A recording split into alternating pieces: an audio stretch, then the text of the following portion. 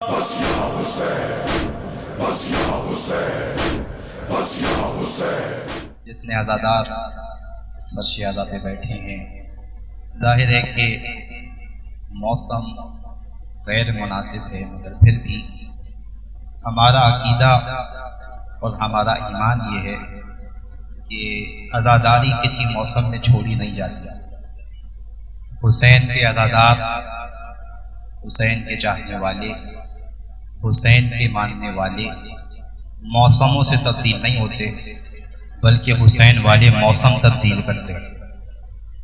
जाहिर है कि अक्सर मकामात में मैंने इस बात का मुशाहिदा किया है कि मौसम ख़राब है, बारिशें हो रही हैं, आसमानी आफत है, तो लिहाजा मजलिस हम नहीं करेंगे। तो ये ईमान की कमी है, इसलिए कि मैं आप हज़रात से तवज्जो का तालिब हूँ। ज़्यादा पढ़ने का मैं आदी नहीं हूँ, इतना ही पढ़ता हूँ जितना सामईन सुन सकें। तो आप मुझे बताइए कि बीमारी में डॉक्टर से ताल्लुक़ तोड़ा जाता है या ताल्लुक़ जोड़ा जाता है? तो अक्ल ये कहती है कि अगर बीमार हो तो डॉक्टर से ताल्लुक़ मजबूत करो, उससे राब्ते बरकरार रखो। तो मुझे बताइए कि मुश्किल में मुश्किल कुशा का दामन छोड़ा जाएगा या मुश्किल कुशा को बुलाया जाएगा? और आपका अकीदा यह है कि जब हम फर्श अज़ा बिछाते हैं तो मुश्किल कुशा आ जाते हैं। तो अगर आप मुश्किल में घिरे हुए हैं तो मजलिस की रिक्वायरमेंट में यह नहीं है कि 500 लोग आए, मजलिस का तकाजा यह नहीं है कि 50 लोग आए। मजलिस एक आदमी से भी हो जाती है। अगर या हुसैन कह के आंख में आंसू आ जाए, हो गई मजलिस। अगर करबला का तस्वुर आ गया, अगर 2 लोग घर में मौजूद हैं, 5 लोग घर में मौजूद हैं, मजलिस का दामन नहीं छोड़ना। इसलिए कि अगर हम वजूद में हैं तो हैं ही इस वजह से कि हम जिक्र हुसैन करने के लिए आए। तो हम किसी हालत में, किसी मौसम में मजलिस हुसैन छोड़ने वाले नहीं हैं, बल्कि हम मजलिस हुसैन को अपनी हयात समझने वाले हैं। तो अब मुश्किलों में जिक्र हुसैन से दामन छुड़ाया नहीं जाएगा, बल्कि जितनी मुश्किलें बढ़ती जाएंगी उतना ज्यादा जिक्र हुसैन में इजाफा किया जाएगा। सलवात पढ़ेंगे मोहम्मद।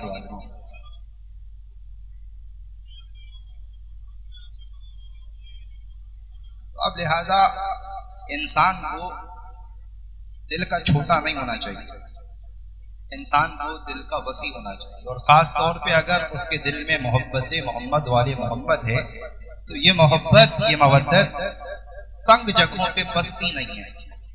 आले मोहम्मद की मोहब्बत के लिए इंसान को आला ज़र्फ़ होना ज़रूरी है। अगर हज़रात मुतवज्जे हैं तो मैं गुफ्तगू का आगाज़ करना चाहता हूँ।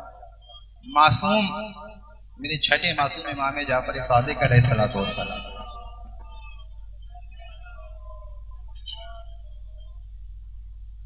इमाम ने वकीलों की कुछ किस्में बयान फरमाई। इमाम फरमाते हैं कि वकीलों की कुछ अक़साम, और मुझे उम्मीद है कि मैं जब ये बात बयान करूंगा तो कोई मुझसे खफा नहीं होगा, इसलिए कि जुमले मेरे होते तो आप मुझसे नाराज हो जाते, लेकिन जब इमाम कह रहे हैं तो इमाम से तो कोई इमाम का मानने वाला नाराज हो नहीं सकता। तो इमाम ने फरमाया कि वकीलों की कुछ किस्में। पहला वकील कौन है? इमाम ने फरमाया पहला वकील वो है कि जिसे अल्लाह दे और जब मांगे तो अल्लाह ही को वापस न लौटाए। यानी अल्लाह ने अता किया और कहा भाई ज़कात दो, आपने कहा मैं तो नहीं दूंगा। अल्लाह ने कहा खुम्स दो, कहा भाई वो हम नहीं देंगे। अल्लाह ने कहा कि खैरात करो, सदकात दो, कहा भाई नहीं निकालेंगे, हमारा माल। तो अगर तुमसे तुम्हारा मांगता तो फिर तो तुम्हें यह कहने का हक था कि हमारा है, हम नहीं देंगे। लेकिन खुद ही देता है, खुद ही अता करता है और फिर कहता है अब आजमाऊंगा जो मैंने दिया है, मेरे कहने पे दूसरों को दोगे या नहीं दोगे। कहा कि यहां से पहचाने जाते हैं वकील। पहली किस्म है वकील की कि जिसे मैं दूं और जब मांगू तलब करूं तो उसे देने में मौत पड़ जाए, वो वकील होता है। तो अभी दाने मोहतरम, यहाँ हमारे यहाँ ऐसे वकील तो अल्हम्दुलिल्लाह नहीं होते, इसलिए कि हम तो वैसे ही लानत भेजते हैं उन पे कि जो दूसरों का हक खा जाए। तो जो दूसरों का हक खाने वाले पे लानत भेजे वो कभी ज़कात नहीं खाता, कभी खुम्स नहीं खाता। तो लिहाजा ऐसे वकील हमारे यहाँ नहीं है। अच्छा, दूसरा वकील कौन है? ना खुद खर्च करेगा ना दूसरे को करने देगा। तो क्या जरूरत थी इतनी बड़ी सबील लगाने की? क्या जरूरत थी इतनी बड़ी मजलिस करने की? क्या जरूरत थी सौदेगे बनवाने की? क्या जरूरत थी महंगा मौलाना बुलाने की? भाई तुम्हारी जेब से क्या जा रहा है उसे हुसैन ने दिया, उसने हुसैन ही के नाम पे खर्च कर दिया। तो कहा भाई ये वकील की दूसरी किस्म है, इससे खुद भी खर्च नहीं किया जाता और दूसरे को भी खर्च नहीं करने देता, हालांकि इसका लेना देना कुछ नहीं होता। अच्छा, ऐसे वकील हमें मुहर्रम में बहुत नज़र आ जाते हैं कि जिनसे खुद भी खर्च नहीं किया जाता और दूसरों का खर्च करना भी उन्हें तकलीफ़ पहुंचाता है। और तीसरी किस्म जो इमाम ने बयान फरमाई, कहा कि ये हद दर्जे का वकील है। का वो कौन है?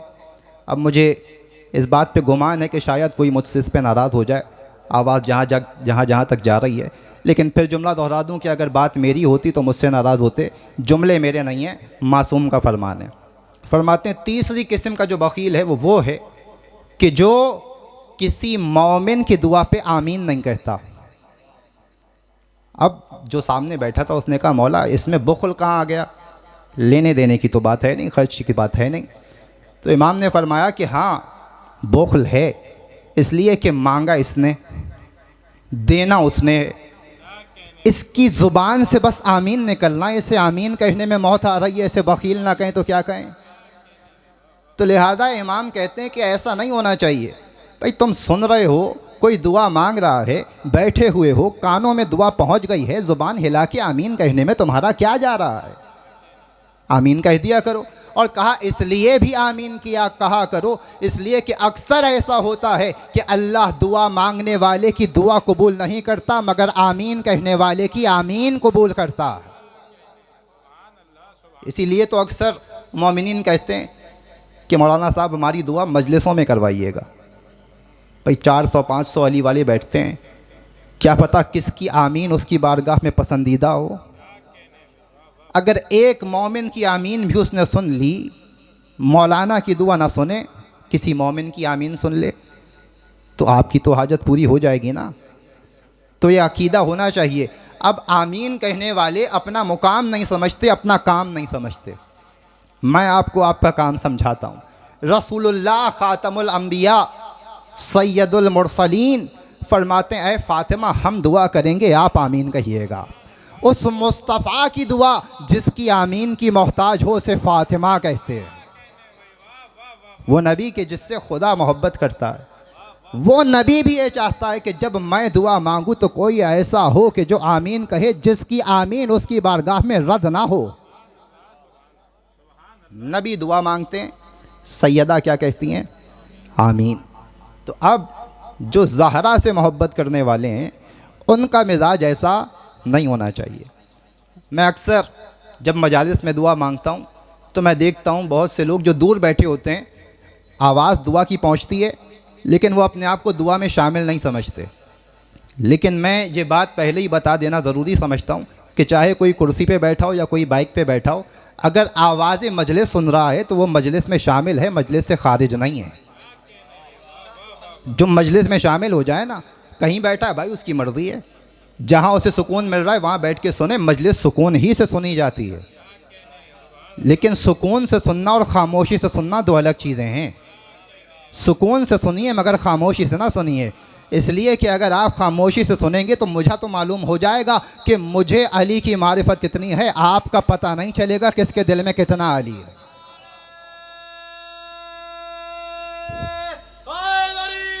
या अली। तो हर शख्स जो आवाज़ सुन रहा है, चाहे कोई घर में सुन रहा हो, वो मजलिस में शरीक है। और जो मजलिस में शरीक होता है वो बरकतों में भी शरीक होता है, वो रहमतों में भी शरीक होता है, वो दुरूदों में भी शरीक होता है, वो नारों में भी शरीक होता है और वो दुआओं में भी शरीक होता है। तो जहाँ भी सुने लफ्ज़ों का जवाब ज़रूर दिया करें।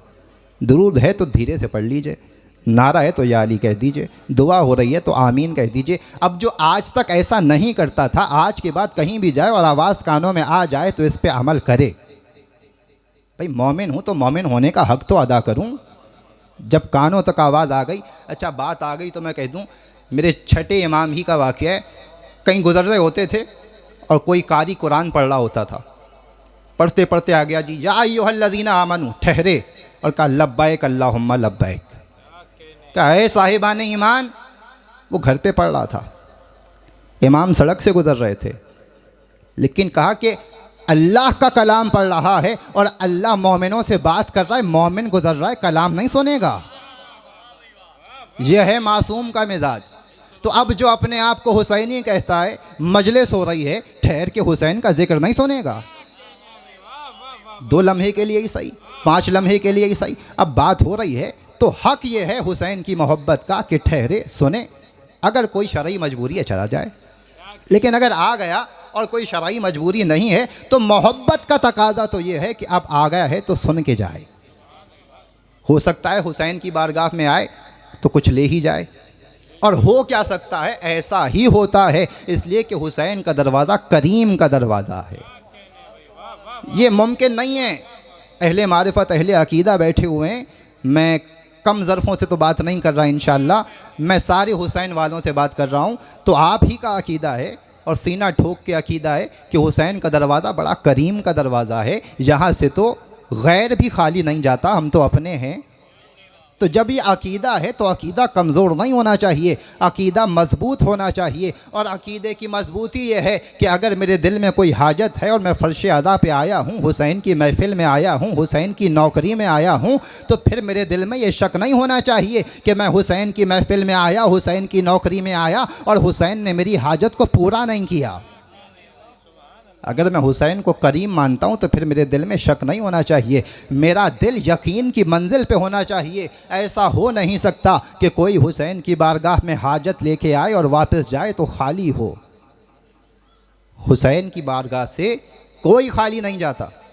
और मैं ये भी अर्ज़ कर दूँ, अगर आप हज़रात परेशान नहीं हो रहे हैं तो हुसैन की बारगाह में आके कहने की ज़रूरत नहीं होती कि मौला मुझे ये चाहिए। हुसैन लफ्ज़ों का मोहताज नहीं है, हुसैन दिलों पे हुकूमत करता है, हुसैन दिलों का बादशाह है। हुसैन जानता है जो मुझसे मोहब्बत रखने वाले हैं उसके दिल में हाजतें क्या हैं। हुसैन जानते हैं कौन क्या हाजत लेके आया है। ये अलग बात है कि हुसैन ये भी जानते हैं कि किसकी हाजत के पूरा होने का सही वक्त क्या है। ये नहीं होता कि कोई हुसैन के पास हाजत लेके आए और हाजत पूरी ना हो। हुसैन की बारगाह में हाजत जमा हो जाती है, मगर करीम बेढंगा अता नहीं करता। सुन रहे हैं ना सारे, बेजार होके तो नहीं सुन रहे हैं। हुसैन बेढंगा अता नहीं करते कि भाई कुछ भी लेके आ गए हुसैन ने दे दिया, नहीं। हुसैन वो ही अता करते हैं जो अता करना तुम्हारे लिए खैर हो, जो हासिल करके तुम ईमान में मजबूत हो जाओ, जो हासिल करके तुम हुसैनियत में मुस्तहकम बन जाओ। ऐसी नेमतें दुनिया अता नहीं करते कि जिसकी सलाहियत अभी तुम्हारे वजूद में पैदा नहीं हुई। बहुत सौ की हाजतें पूरी होती हैं, बहुत सौ की नहीं होती। तो कोई ये मायूसी लेके नहीं जाए कि मैं तो हाजत लेके गया था, हुसैन ने मेरी हाजत पूरी नहीं की। हुसैन पूरी करेंगे, मगर जब वक्त आएगा तब करेंगे। अगर दिल में शक आ गया तो फिर वहीं ईमान कमज़ोर हो जाएगा।